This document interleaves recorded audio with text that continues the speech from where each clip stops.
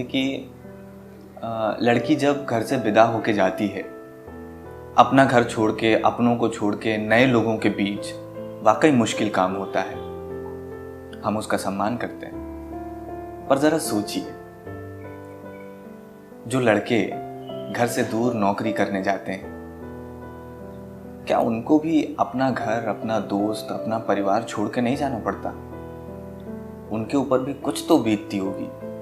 मैंने सोचा उस ख्याल को क्यों ना कुछ शब्दों के माध्यम से आप तक पहुंचाऊं। तो ये कुछ लाइनें हैं, वो हम पढ़ते हैं आज।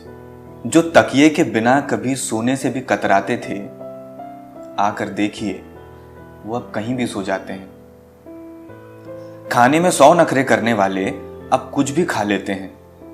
अपने रूम में किसी को भी नहीं आने देने वाले अब एक ही बिस्तर पर सबके साथ एडजस्ट करके सो जाते हैं। भाई साहब, लड़के भी घर छोड़ जाते हैं, घर को मिस करते हैं, लेकिन कहते हैं कि बिल्कुल ठीक हूं।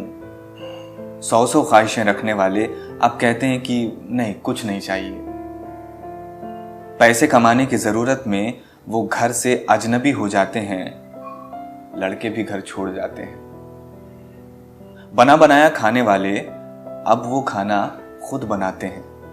माँ, बहन, बीवी का बनाया अब वो कहाँ खा पाते हैं।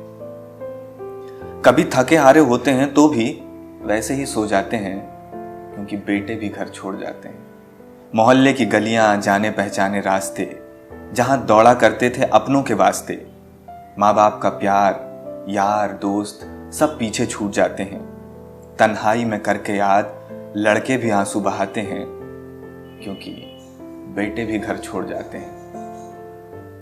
नई नवेली दुल्हन, जान से प्यारे भाई बहन, छोटे छोटे बच्चे, चाचा चाची, ताऊ ताई, सब कुछ छुड़ा देती है साहब ये रोटी और ये कमाई।